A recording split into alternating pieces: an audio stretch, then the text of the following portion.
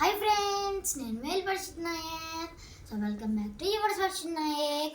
So ఈరోజు నా topic వచ్చేసి అసలుకి ఈ భూమిలో అంతరిక్షం కన్నా డేంజరస్ ఏది, అది నా టాపిక్ ఈరోజు.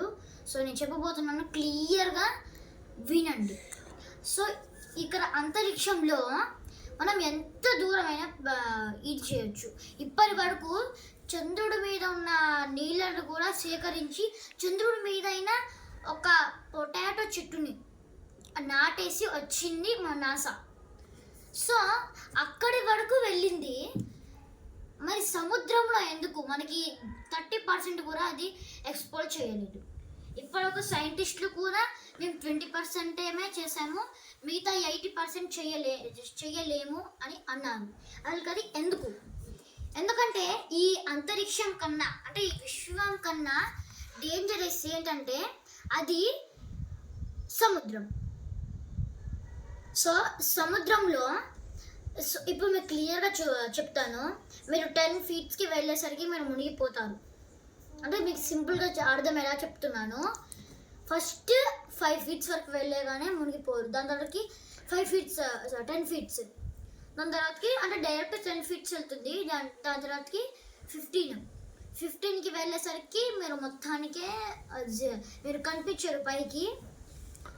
దాని తర్వాతకి 20 feet, 30 feet, 50, అలా 70 feet వరకు వెళ్ళిపోయిన తర్వాతకి మీకు ఒక ఇది అంటే మీకు చలి పెట్టడం స్టార్ట్ అవుతుంది. అక్కడి నుంచి మీకు ఒక 500 అంటే ఫీట్స్ వరకు కింద మీరు మనిషిని పీసెస్గా చేసే అంత ఇది అంత చలి ఉంటుందన్నమాట. సో అంత చలిలో కూడా నీళ్ళు అనేది లిక్విడ్ ఫామ్లోనే ఉంటుంది. సో ఇప్పటి వరకు స్కూబా డైవర్స్ కూడా వెళ్ళగలిగింది ఓన్లీ 20 feet వరకే. ఇప్పుడు ఇది అంటే జరిగిన సంగతి చెప్తాను. ఒక సబ్మెరైన్ ఎంత టెక్నాలజీతోనే స్టార్ట్ అయిందనంటే చాలా టెక్నాలజీతోనే అది అయింది. దాన్ని కంప్లీట్ చేయడానికి 3 years పట్టింది. మన రీసెంట్గానే అది జరిగింది. 3 years పట్టింది దాన్ని తయారు చేయడానికి. అంత టెక్నాలజీతోనే తయారు చేసింది. అదే టైటానిక్ని అసలుకి దాన్ని పూర్తిగా చూసి అసలుకి అది ఎలా మునిగిపోయింది, అది అస్సలకి 100% మునిగిపోదు, 99.9% మునిగిపోదు అని బల్ల కొద్ది మరి చెప్పిన షిప్ ఓనర్స్, ఆ షిప్ తయారు చేసిన వాళ్ళు, మరి అది ఎందుకు మునిగిపోయింది అది మొత్తం రీసెర్చ్ చేయడానికి అది జస్ట్ 10% మాత్రమే మనకి దొరికింది టైటానిక్ గురించి. నేనే మొన్న పోయిన తర్వాతకి మనకి అది ఎంత లోపల ఉందనంటే 5,450 meters లోతులో ఉంది. జస్ట్ 300 feet లోపల వెళ్ళగానే అది బ్లాస్ట్ అయిపోయి అది అంటే దాంట్లో మనుషులందరూ కూడా సముద్రంలోనే చనిపోయారు. అప్పుడు సముద్రంలో జరిగిన ఈ బ్లాస్ట్ అనేది ఇప్పటి వరకు ఈ సముద్రం మీద సైంటిస్ట్కే అది గుండెలు అరచేతిలోకి వచ్చేసాయి దాన్ని చూసి, సముద్రం ఎంత డేంజరో అని చెప్పేసి.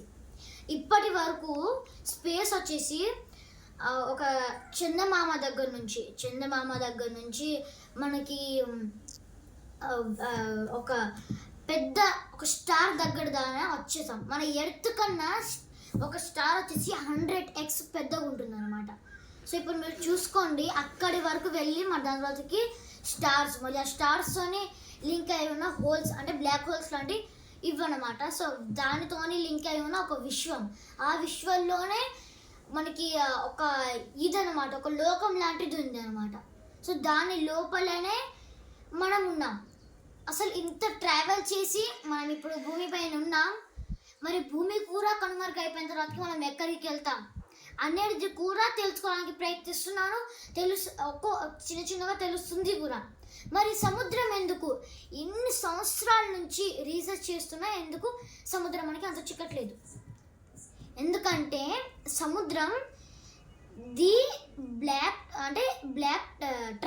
ట్రయాంగిల్ అనమాట. బ్లాక్ ట్రయాంగిల్ అది ఈ విశ్వంలోనే అతి భయంకరమైన చోటు. అంటే ఇప్పటి వరకు అక్కడికి అంటే అది ఒక ట్రయాంగిల్ షేప్లో ఉంటుందన్నమాట. మన అంటే భూమి మధ్యలో అన్నమాట అది. సో భూమి మధ్యలో ఉంటుంది అది ది బ్లాక్ హోల్ ట్రయాంగిల్ అని. అంటే అది ట్రయాంగిల్ షేప్లో ఉంటుంది. అందులో అసలుకి అక్కడ ఏం జరుగుతుందో కూడా ఎవరికి తెలియదు. అక్కడ ఫిషెస్ కానీ ఏమున్నా కూడా అక్కడ చనిపోతాయి, అక్కడ ఉండదు. అండ్ దానిపై నుంచి వెళ్ళే హెలికాప్టర్స్ కానీ అండ్ ఆ నీటిపై నుంచి పెద్ద పెద్ద షిప్స్ కానీ అవి మునిగిపోయాయో లేకపోతే ఎక్కడైనా వెళ్ళిపోయాయో ఎవ్వరికీ తెలియదు. ఇప్పటి వరకు వరల్డ్ వార్ 2 దగ్గర నుంచి అది ఉంది.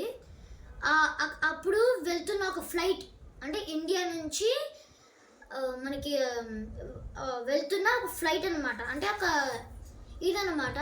అది వెళ్తూ ఉండగా అది అంత పైన ఉన్న ఫ్లైట్ని కూడా దాని లోపలికి లాగేసుకున్నాను అనమాట సముద్రం. సో అది ఎంత డేంజరో మీరు ఊహించుకోండి. మళ్ళీ అక్కడ ఒక హోల్ ఉందన్నమాట, బ్లాక్ హోల్ లాంటిది. అందులో ఒక ఇది మనకి సుడిగుండం అని చెప్తారు చూడండి, వాయుగుండం అని, అట్లాంటిది ఉంది. మరి తిరుగుతూ అది ఎంత పెద్దగా ఉందో ఇప్పటివరకు ఎవరికి తెలియదు. అండ్ స్కూబా డైవర్స్ కూడా ఇప్పటి వరకు వెళ్ళింది జస్ట్ 10 feet, 20 feet, 30 feet అంతే. దానికన్నా 1 feet కానీ ఎక్కువ వెళ్ళిన వాళ్ళు చనిపోయారు కూడా. అండ్ కొంతమంది చెప్తుంది ఏంటంటే 70 kilometers పెద్ద ఆక్టోపస్ కూడా సముద్రంలో ఉంది. దాన్ని మేము కళ్ళారా చూసామని కూడా చెప్తున్నారు.